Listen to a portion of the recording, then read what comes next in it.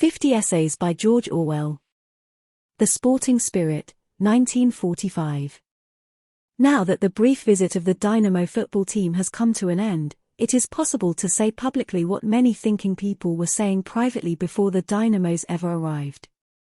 That is, that sport is an unfailing cause of ill will, and that if such a visit as this had any effect at all on Anglo-Soviet relations, it could only be to make them slightly worse than before. Even the newspapers have been unable to conceal the fact that at least 2 of the 4 matches played led to much bad feeling. At the Arsenal match, I am told by someone who was there, a British and a Russian player came to blows and the crowd booed the referee. The Glasgow match, someone else informs me, was simply a free-for-all from the start. And then there was the controversy, typical of our nationalistic age, about the composition of the Arsenal team. Was it really an all-England team, as claimed by the Russians, or merely a league team, as claimed by the British? And did the Dynamos end their tour abruptly in order to avoid playing an all-England team? As usual, everyone answers these questions according to his political predilections. Not quite everyone, however. I noted with interest, as an instance of the vicious passions that football provokes, that the sporting correspondent of the Russophile News Chronicle took the anti-Russian line and maintained that Arsenal was not an all-England team. No doubt the controversy will continue to echo for years in the footnotes of history books. Meanwhile, the result of the Dynamo's tour, insofar as it has had any result, will have been to create fresh animosity on both sides. And how could it be otherwise? I am always amazed when I hear people saying that sport creates goodwill between the nations, and that if only the common peoples of the world could meet one another at football or cricket, they would have no inclination to meet on the battlefield. Even if one didn't know from concrete examples, the 1936 Olympic Games, for instance, that international sporting contests lead to orgies of hatred, one could deduce it from general principles. Nearly all the sports practiced nowadays are competitive. You play to win, and the game has little meaning unless you do your utmost to win. On the village green, where you pick up sides and no feeling of local patriotism is involved, it is possible to play simply for the fun and exercise, but as soon as the question of prestige arises, as soon as you feel that you and some larger unit will be disgraced if you lose, the most savage combative instincts are aroused. Anyone who has played even in a school football match knows this. At the international level, sport is frankly mimic warfare.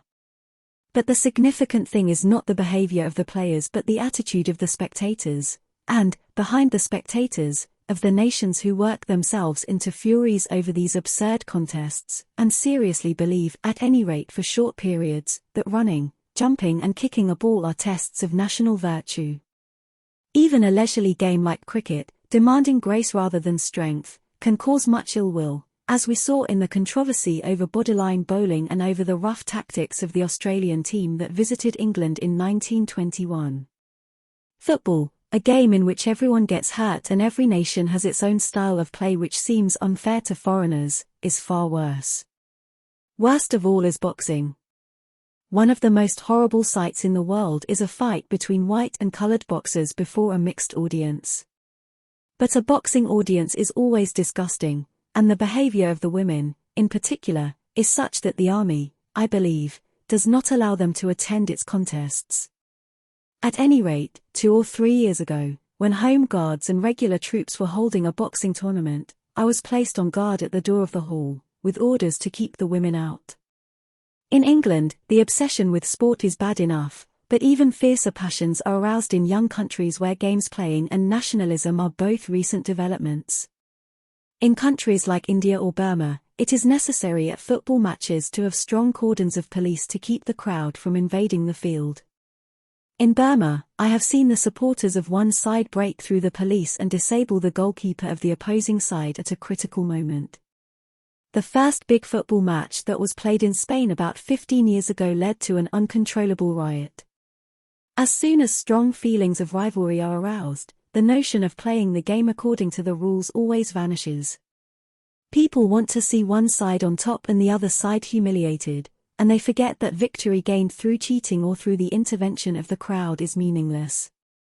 Even when the spectators don't intervene physically, they try to influence the game by cheering their own side and rattling opposing players with boos and insults. Serious sport has nothing to do with fair play. It is bound up with hatred, jealousy, boastfulness, disregard of all rules and sadistic pleasure in witnessing violence. In other words, it is war minus the shooting. Instead of blah-blahing about the clean, healthy rivalry of the football field and the great part played by the Olympic Games in bringing the nations together, it is more useful to inquire how and why this modern cult of sport arose. Most of the games we now play are of ancient origin, but sport does not seem to have been taken very seriously between Roman times and the 19th century. Even in the English public schools, the games cult did not start till the later part of the last century.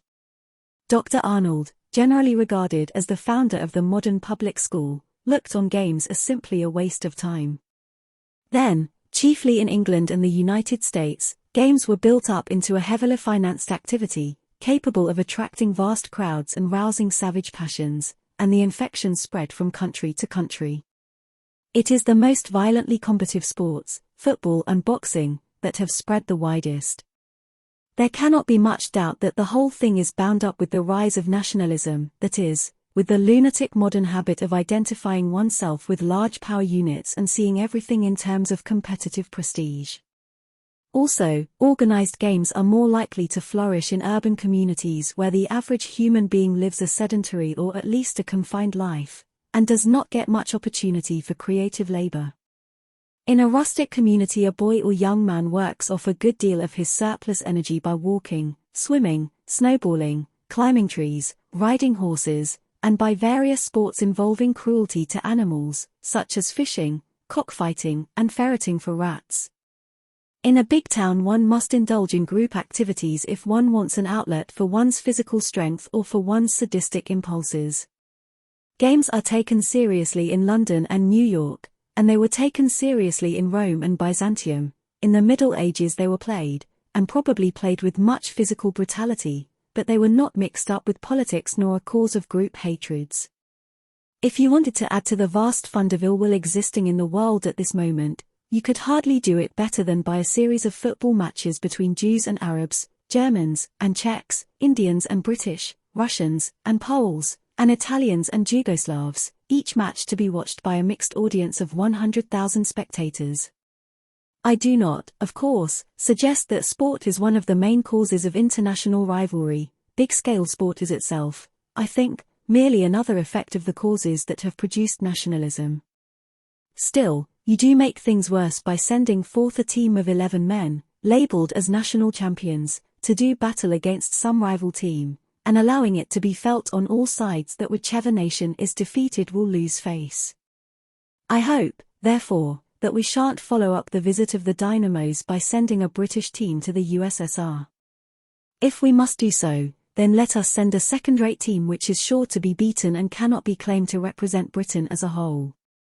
There are quite enough real causes of trouble already, and we need not add to them by encouraging young men to kick each other on the shins amid the roars of infuriated spectators.